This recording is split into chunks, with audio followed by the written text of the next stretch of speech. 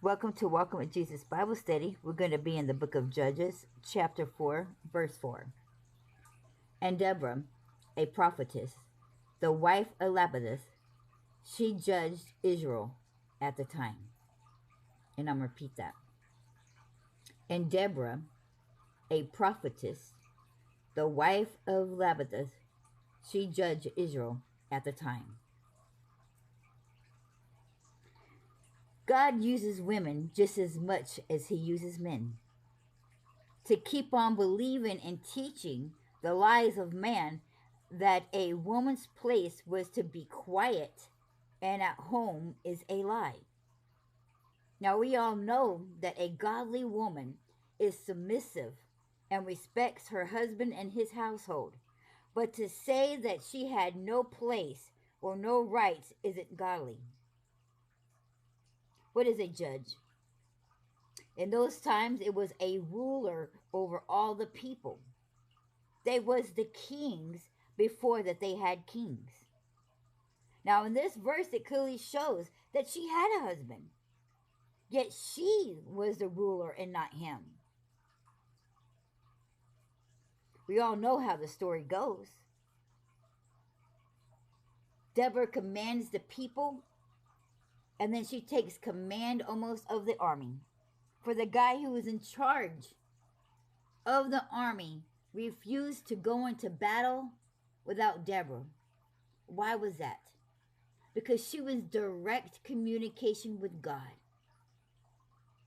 And he was not a foolish man. He was very smart. For he knew better. He's like, I'm not going without God. You speak directly to God. And so I'm taking you with me because you are my connection to God. And because he was submissive to Deborah, Deborah said these are the words from God.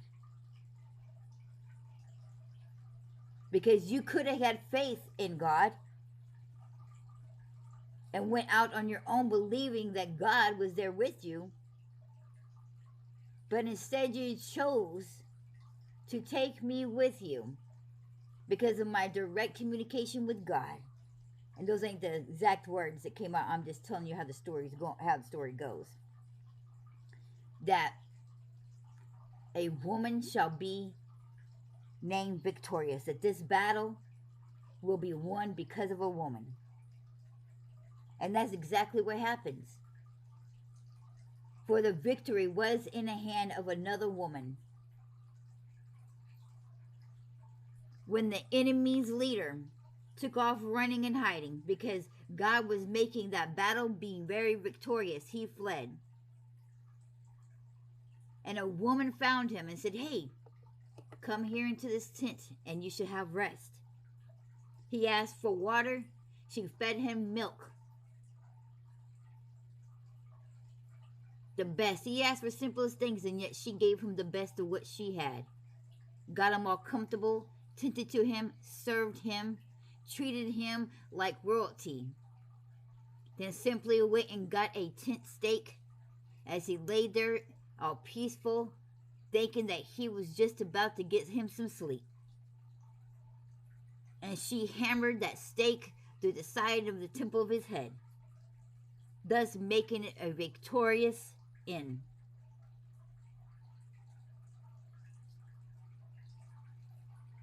What is God trying to tell us? See, all men believe that women have to be just submissive to them. But we all have to be submissive to God. It don't matter who you are.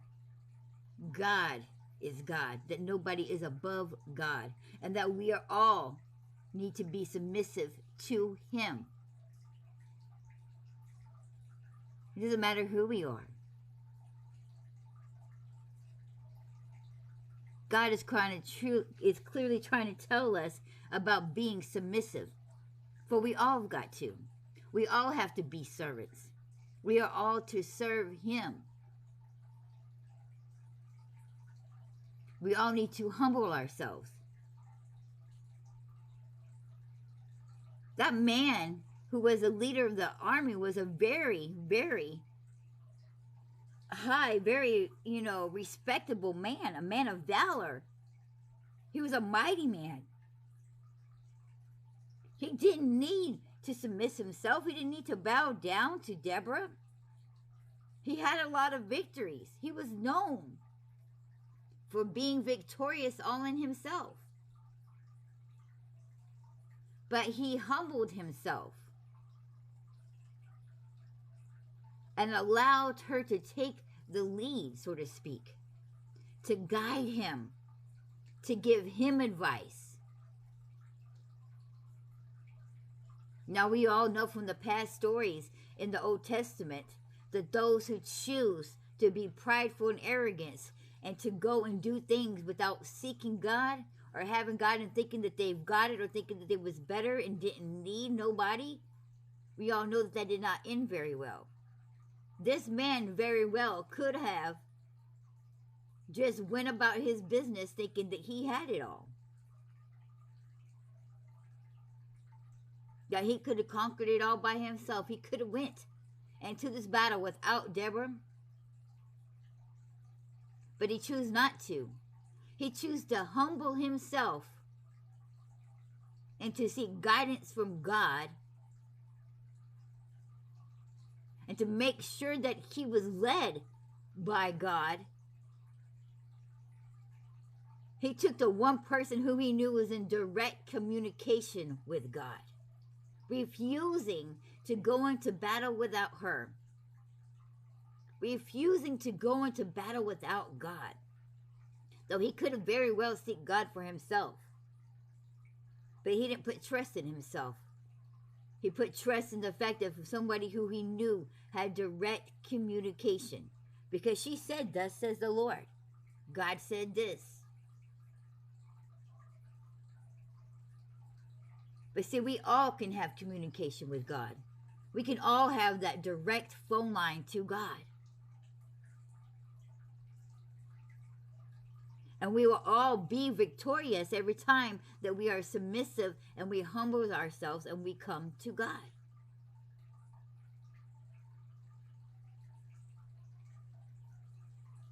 It shall always be a victory, for God knows no failure. How can we fail when we have God going for us? When God is with us, we shall never fail. And that is what he's explaining to us today through this story. To humble ourselves, to be submissive to his word, to seek him, no matter what we're going through.